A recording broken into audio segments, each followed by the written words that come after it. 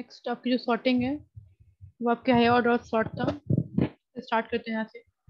लिखा हुआ है हायर ऑर्डर सॉर्ट लिखा है। Using the higher order functions we can create a generic sort functions can sort in ascending and descending order and can sort any type of which comparison can be defined. Add the parameters comparison form at a relevant point and use given comparison function to compare int, float, and string etc. When you have element or when you have element and higher order functions, you just create a generic sort function. What is mean of generic sort function? Generic sort function basically the sorting the element in order like ascending or descending, and can sort any type of which comparison can be defined.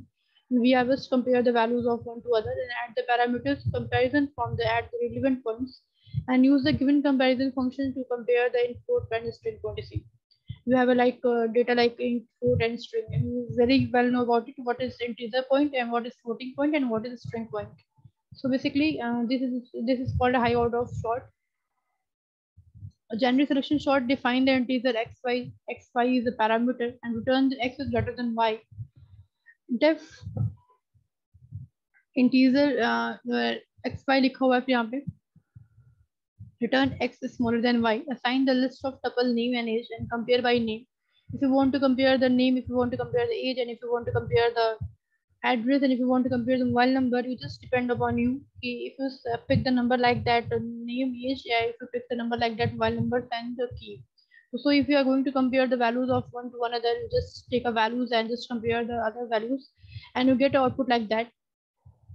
Define the name cap and T1, T2 is a tuple and return the T1 is a 0 and less than T2. What is mean of the square bracket? A square bracket basically define the array like position of that element, and you just compare the position of the elements one by one, and this is called the string comparison. String comparison basically uh, define the uh, define the comparison of the each string with the other string, and if you find the place on that string the numbers, and you just put on the number and get a output. Compare by the age, def the age comparison and T1 T2 return the T1 1 and T2 1. If you want to compare the string, just 0 and 0 because 0 and 0 is like a position of that element, and if you want to compare the age is like a number like 1 and 1. So there is example like that. Define the short a n comparison करना COMP comparison एक value है. Selection short लगाना है आपको a n 0 length के लिए आपने comparison किया. Item लिखा है 5, 3, 6, 2, 1, 5 and print the sorting item. Print in increasing order. Sort the item. Init print the item. लिखा output 1, 2, 3, 4, 5 से increasing order. What is mean of program? The logic program का क्या है आपका? मैं आपको इसको करके दिखाती हूँ एक बार. मैं आपको इस प्रोग्राम को करके दिखाती हूँ बस एक टाइम दीजिए.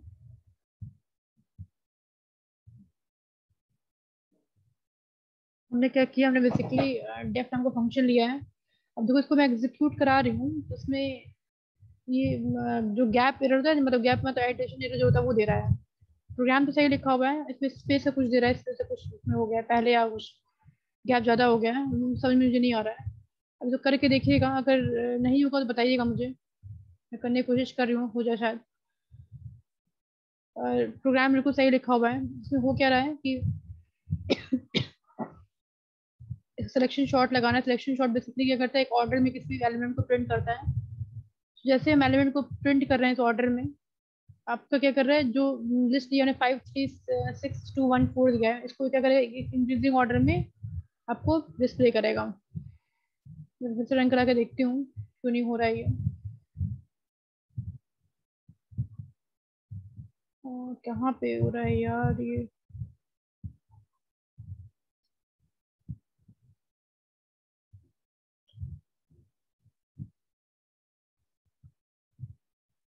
प्रोग्राम सही है, आप तो करा के देखिएगा, नहीं होगा तो बताइएगा हमको.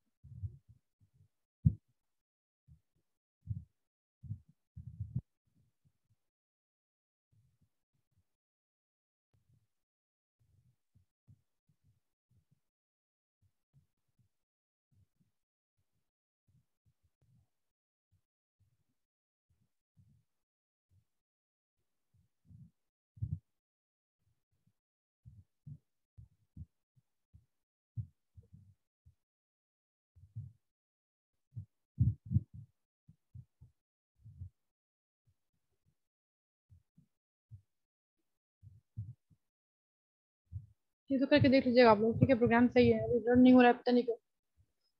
नेक्स्ट देख लेते हैं क्या है।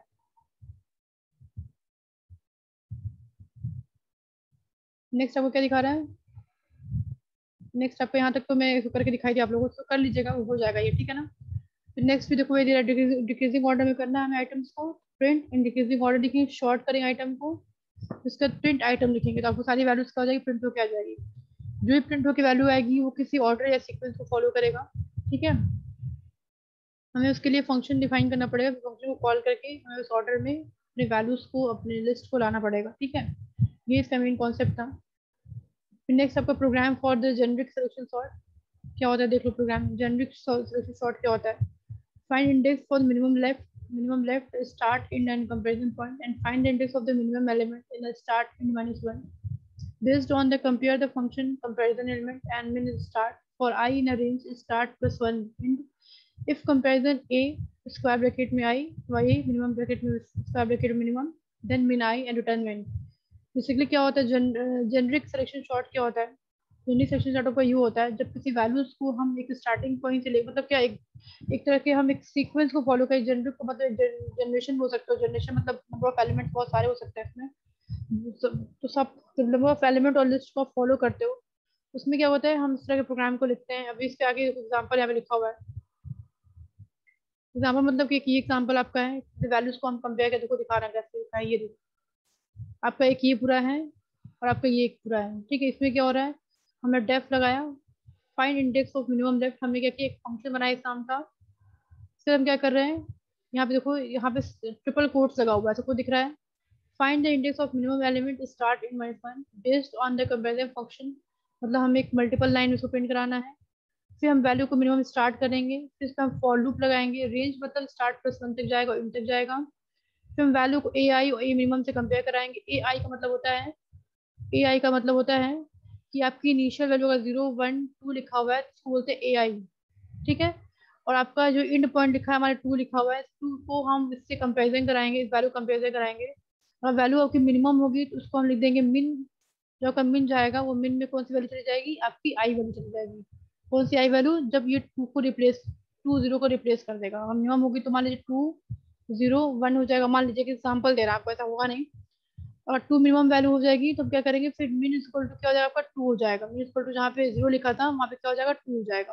तो ऐसे हम क्या करेंगे, सारी वैल्यूज को वन बाई वन क्या करेंगे, कंपेरिजन कराएंगे, तब तक ऐसा वैल्यू में आपको मिनिमम रहेगी।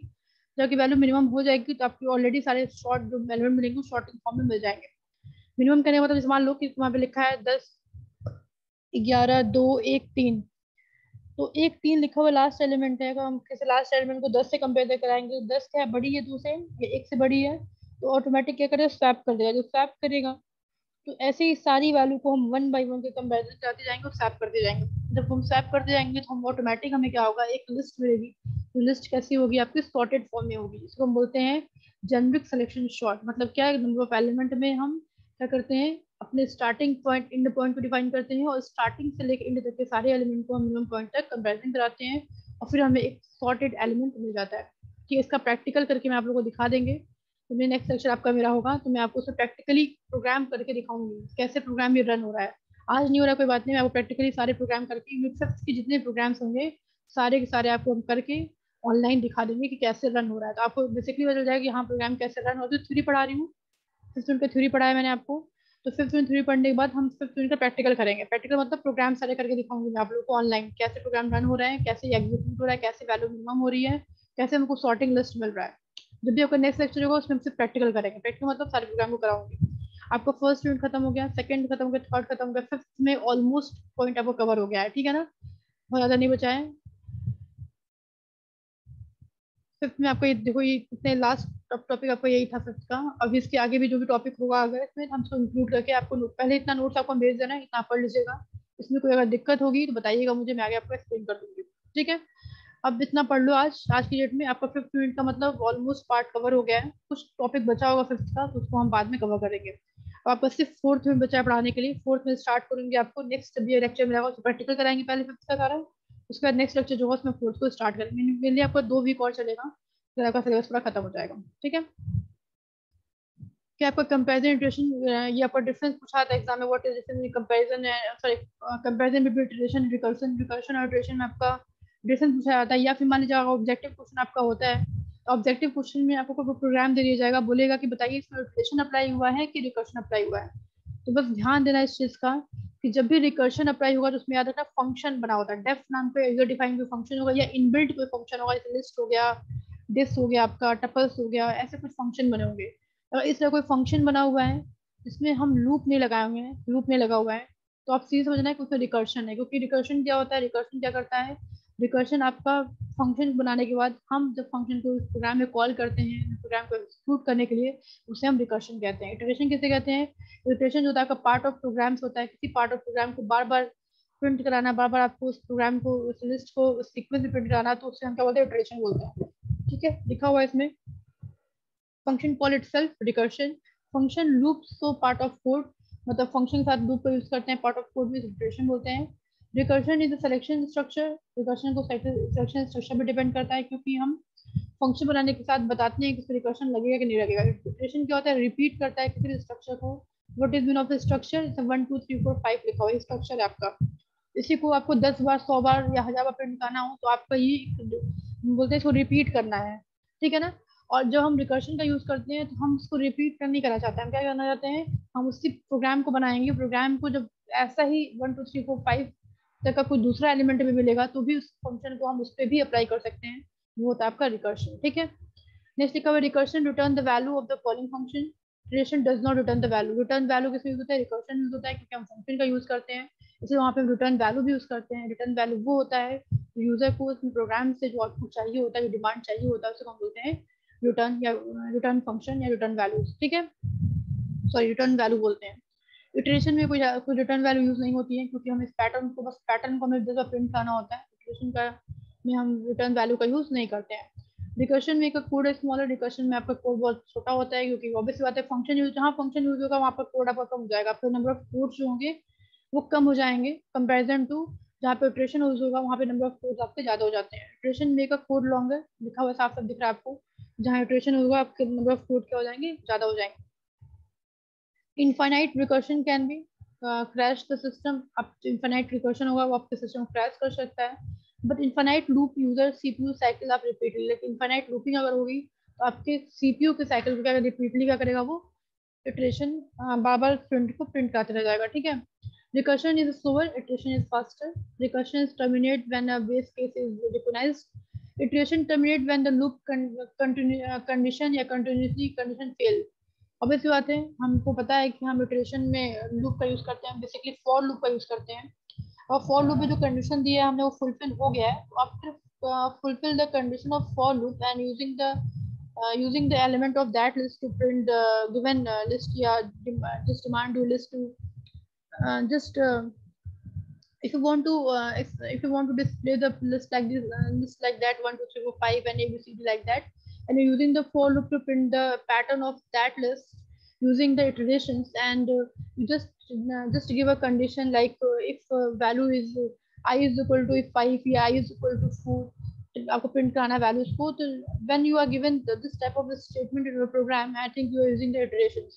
And when you are creating the any user defined functions like selection sort function, like add function, like divide functions, and you are dividing, you are adding the two lists and two elements, you just say that you are using the recursion function because you are adding the multiple type of list, and you are define the function and call the function to add that list.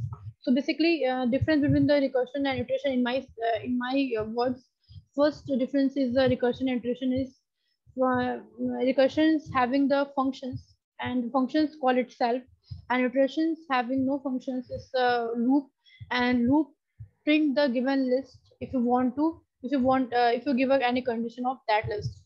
And the second difference is recursion is a selection structure.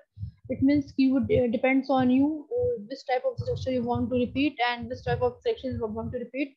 And iteration is repetition structures, so because if you want to repeat the if you want to repeat the same list of multiple times and same list of 1,000 times, you're using the iterations. And recursion return the value to calling the functions, and iteration does not return the values. It means if you are using the iterations, you have no demand to get an output like that. You just give an input and you just take a output like that. But in recursions, you are just mention the return value. And return value, it means you want to take a you want to give a you want to take a output like that, n is equal to 1, n is equal to 3, n is equal to 5. So if you're using the n is equal to 1, n is equal to 2, where return value is equal to 5, return value is equal to 6, it means you want the output like that. So there's a difference. I hope you all cleared it. If anyone problem in this chapter, in this unit, please message me in WhatsApp group. And if you are not clear any topic, and if you are not able to clear any chapter, just attend the next class, because next class only depends on the practical approach. We have I'm just applying the practical all the programs in fifth unit. So I hope you all attend the next lecture. Next lecture will be, I think, on Monday, next lecture. So आज के लिए इतना ही. आप लोग Monday को मिलेगा मुझे. Monday को मैं प्रैक्टिकल अप्रोच कराऊंगी आप लोगों का सारा सारा. ठीक है. Okay guys, thank you everyone.